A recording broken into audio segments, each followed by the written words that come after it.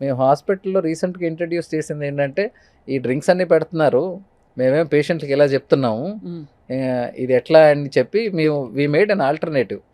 Water with lemon squeeze చేసి chia seeds add చేసి we kept in a doctors canteen. ఇది చాలా బాగుంది యాక్చువల్లీ మీరు చెప్పింది. ఈ డౌట్ నాకు చాలాసార్లు వచ్చింది. హాస్పిటల్స్కి వెళ్తే వాళ్ళు అక్కడ పెద్ద పెద్ద హాస్పిటల్స్లో కూడా ఇవన్నీ అందుబాటులో ఉంటాయి. అంటే అది డాక్టర్స్ ఎవరు ప్రమోట్ చేయరు. పేషెంట్స్కి మీ ట్రీట్మెంట్ ఇదండి అని చెప్తే సార్ ముందు రూమ్ చూపిస్తారా అంటారు. సో హాస్పిటల్స్ కూడా హాస్పిటాలిటీ సర్వీసెస్కి వెళ్ళిపోయినాయి. అది సో ఆ రూమ్ అన్న తర్వాత పేషెంట్స్ పాపం వాళ్ళ బాధలో వాళ్ళు ఉంటారు, అటెండర్స్ మాత్రం నాకు అది కావాలి ఇది కావాలి. ఫుడ్ అనేది now neither the government nor the media nor the doctor anyone can take responsibility. ప్రజలు చేసే తప్పులకి మనం బాధ్యత తీసుకోలేం, మనం అవేర్నెస్ మాత్రం తీసుకురాగలం.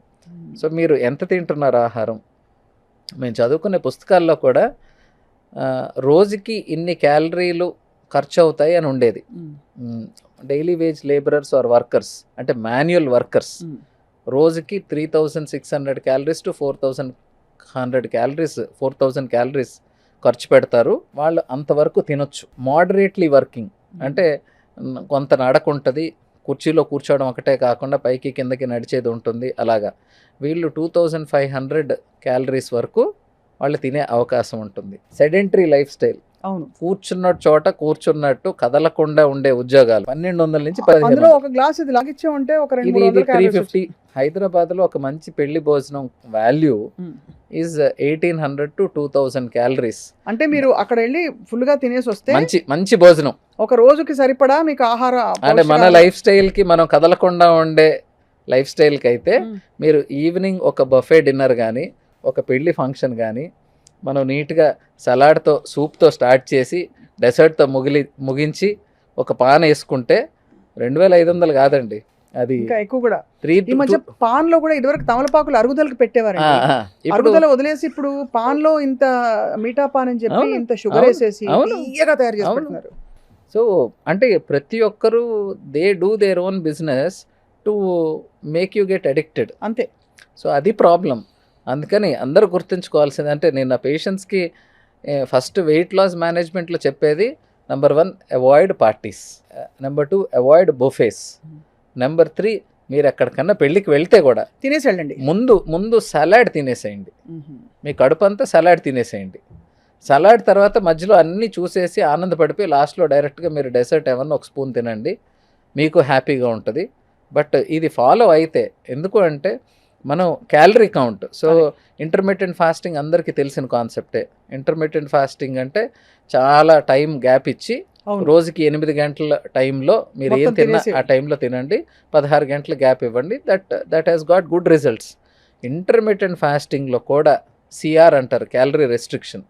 క్యాలరీ రెస్ట్రిక్షన్ లేకుండా ఉత్త ఐఎఫ్ చేసిన దానివల్ల ఉపయోగం ఉండదు. 8 గంటలు దొరికింది ఇదే ఛాన్స్ రో దేవుడా అనుకుని మొత్తం లాగిస్తారు అని నేను ఇంటర్మీడియట్ ఫాస్టింగ్ అని చెప్తారు. అదే స్వీట్లు అవి అంటే ఇన్స్టెంట్ గా చిన్న పదార్థం తిన్నా కూడా, చిన్న క్వాంటిటీ తిన్నా కూడా ఎక్కువ క్యాలరీస్ వచ్చేసే ఫుడ్స్ ఇవన్నీ, అన్హెల్దీ క్యాలరీస్ వచ్చే ఫుడ్స్ ఇవి మీరు చెప్పేవి. ఏరేటెడ్ బెవరేజెస్ అయితే దానికి ఆల్టర్నేటివ్ కొబ్బరి బోండాలు అని చెప్పి ఎప్పటి నుంచో చెప్తున్నారు. కొబ్బరి బోండాలు అంటే ఎనీథింగ్ న్యాచురల్. మీరు కోల్డ్ ప్రెస్ జ్యూసెస్ అంటారు, అది ఏం లేదు. ఇంట్లో మీరు జ్యూస్ చేసుకుంటే దాన్ని కోల్డ్ ప్రెస్ జ్యూస్ అవుతుంది. అసలు ఎందుకండి జ్యూస్ చేసుకోవాలి? నీళ్ళు తాగి చక్కగా పండు తినొచ్చు. పండు తింటే ఇట్స్ అ ఫైబర్, అదే కదా. సో మనం 20 ఏళ్ల క్రితం మనకు అందుబాటులో ఉన్న ఆహార పదార్థాలు ఏమి తీసుకున్నా మంచిది. అట్ ద సేమ్ టైం ఆ ఫ్రీక్వెన్సీ, అది మనం 25 ఏళ్ల క్రితం ఉగాది అంటే ఆ రోజు మనకి స్వీట్స్ ఉంటాయి ఇంట్లో, లేకపోతే శ్రీరామనవమి మనకి వడపప్పు పానకం ఉంటుంది. అలాగా ప్రతి పండక్కి మన స్వీట్స్ చేసుకొని హ్యాపీగా స్వీట్స్ తినేవాళ్ళు అప్పుడు కూడా. ఈరోజు స్వీట్ అనేది దాంట్లో ఇంకా వెరైటీలు, దాని మీద రంగులు, దాని మీద ఇప్పుడు ఫ్రూట్ మలై అని వచ్చిందండి బాబోయ్, అది ఎంత మీరు చూసారా? అసలు ఇంత క్రీమ్ డబ్బా ఓపెన్ చేసి దాని మీద ఇలా పోసేస్తాడు, పోసేసి కొంచెం పళ్ళు దాని మీద వేసి దాని మీద ఇంకా మిల్క్ మేడ్ కూడా కలిపేసి ఇచ్చేస్తాడు. ఇవన్నీ అందరికీ తెలుసు, కాకపోతే ఆపుకోవడం ఎలాగా అనేది ఎవరికి తెలియదు, ఆపకపోతే ఏమవుతుంది అనేది కూడా తెలియదు. అది problem. So the after effects of eating అంటే ఇప్పుడు డయాబెటీస్ మనం మాట్లాడుకునే లైఫ్ స్టైల్ డిసీజెస్ అన్నీ రోగం తయారయ్యేటప్పుడు పేషెంట్కి నొప్పి తెలియదు, పేషెంట్కి డాక్టర్తో అవసరం ఉండదు. తయారైపోయి దానివల్ల ఇబ్బందులు మొదలైన తర్వాత, అంటే కాంప్లికేషన్ సెట్ అయిపోయిన తర్వాత అప్పుడు డాక్టర్తో అవసరం ఉంటుంది. అది ఒకసారి కాంప్లికేషన్ వచ్చిన తర్వాత మేము గొప్పగా చేసేది ఏమి ఉండదండి. మనం దీర్ఘకాలికంగా ఫైనాన్షియల్ ప్లానింగ్ అందరికీ ఉంటుంది. 20 years 25 yearsకి ఉద్యోగం చేయాలి అనుకున్నవాడు 40 yearsకి నేను ఎక్కడ ఉండాలి, 60 yearsకి ఎక్కడ ఉండాలి, నా బ్యాంక్ బ్యాలెన్స్ ఎంత ఉండాలి, మనం రిటైర్మెంట్ ప్లాన్స్ ఏంటి, పెన్షన్ ప్లాన్స్ ఏంటి అంటారు. బట్ నీ ఆరోగ్యం పరంగా వచ్చినప్పుడు ఎవరికి ప్లానింగ్ ఉండదు. అదే కదా. నా 25 ఏళ్ళకి నా కిడ్నీ ఇలాగ ఉంటుంది, 40 ఏళ్ళ కిడ్నీ ఇలా ఉంటుంది, 60 ఏళ్ళ కిడ్నీ ఇలా ఉంటుంది, నేను 40 ఏళ్ళు సంపాదించిన ఆస్తి మొత్తం హాస్పిటల్కి తగలెట్టాలి అనే కామన్ సెన్స్ ఎవరికి ఉండదు. ఇప్పుడు నేను చూపించబోయే ఒక పదార్థం హెల్దీ అని చెప్పి నమ్మి పిల్లలు స్కూల్ నుంచి వచ్చాక ఇచ్చే ఇది బర్గర్. ఇందులో రకరకాల స్టడీస్ వచ్చాయండి. ఈ బర్గర్ ఏదైతే తయారవుతుందో, ఎస్పెషలీ వెజిటేరియన్ ఒక ప్రాబ్లం అయితే, నాన్ వెజిటేరియన్లో వచ్చే ప్రాబ్లం ఏంటంటే అది అనేక సార్లు టెంపరేచర్ పడి దాన్ని నార్మల్ రూమ్ టెంపరేచర్కి రావడం, అంటే ట్రాన్స్పోర్ట్ రవాణాలు, ఆ సమస్యతో పాటు ఇందులో ఏముందో చెప్పండి అసలు. మీరు బర్గర్ అన్న వెంటనే మళ్ళీ మనం ఇండివిజువల్ కాంపోనెంట్స్కి వెళ్తే మీకు ఆ bread it is made out of maida, which is మళ్ళీ రిఫైన్డ్. మీకు మైదా దగ్గరకు వస్తే ఆటాకి మైదాకి తేడా ఏంటి? Atta is made from whole wheat, maida అనే లోపల it is refined wheat. So first of all అక్కడే ప్రాసెసింగ్ జరిగిపోయింది.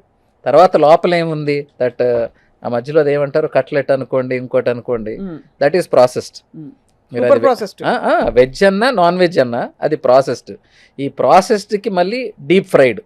అంటే హెల్త్లో మనం ఏమేమి చండాలం అని చెప్తామో ఆ చండాలం అన్నీ లేయర్లుగా పెట్టుకొని దానికి హెల్దీ అని చెప్పి మనం ఆకులేసి, ఇట్ ఈస్ నాట్ హెల్దీ. అంటే చాలా మంది ఏమనుకుంటారండి, ఆ బర్గర్ లో ఉండే మధ్యలో ఉండే చికెన్ ఆర్ వాట్ ఎవర్, అదొక 20-30 గ్రాముల ప్రోటీన్ వచ్చేసింది పిల్లాడికి, బ్రెడ్ ప్రోటీన్, మధ్యలో ఒక్క టమాటో ముక్క పెడతాడు వాడు. అలసందలండి, అలసంతలు, గుగ్గిళ్ళు. అంటే చిన్నప్పుడు స్నాక్స్ అంటే మేము వెళ్ళిన స్కూళ్ళకి, మేము ఇళ్ళకి వచ్చినప్పుడు మాకు ఉండేది ఇంకా ఈ చిక్కుడుకాయల్లో ఒక రకాలు ఉంటాయి, అవి మొత్తం కుక్కర్లో వేసి ఉడకబెట్టేసి మాకు ఇచ్చేస్తే అవి ఒలుచుకొని తినేవాళ్ళం. ఆ సాయంత్రంకి 1/2 hour ఒలుచుకోవడం ఒక టైంపాస్, ఆ లోపల ఉన్న ఆ గింజలు మాత్రం తినడం, అది అబ్సల్యూట్ ప్రోటీన్. సో ఇప్పుడు పేరెంట్స్కి టైం లేదు, so we have found shortcuts. మీ షార్ట్ కట్స్కి ఎవడో బిజినెస్ చేసుకుంటున్నాడు. Burger is definitely